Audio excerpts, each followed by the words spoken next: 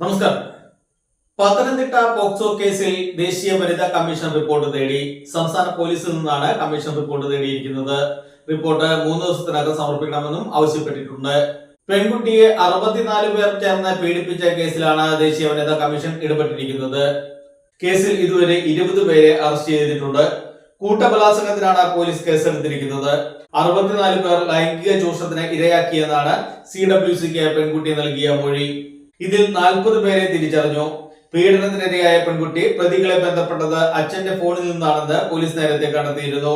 ഈ phone police പിടിച്ചെടുത്തിട്ടുണ്ട്. ഇതിൽ നിന്ന് ലഭിച്ച വിവരങ്ങളുടെ അടിസ്ഥാനത്തിലാണ് പ്രതികളെ അറസ്റ്റ് ചെയ്തത്.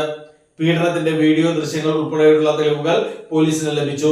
കായിക താരമായ പെൺകുട്ടിയെ പീഡിപ്പിച്ചവരിൽ അധ്യാപകരും ഒപ്പം പരിശീലനം നടത്തിയവരും ഉൾപ്പെടും. നിലവിൽ കസ്റ്റഡിയിലുള്ളവരുടെ പേരുവിവരങ്ങൾ പോലീസ് പുറത്തുവിട്ടിട്ടില്ല. 2 കൊല്ലമായുള്ള പീഡന വിവരങ്ങളാണ് ശിശുക്ഷേമ സമിതി വഴി പോലീസിന് ലഭിച്ചത്.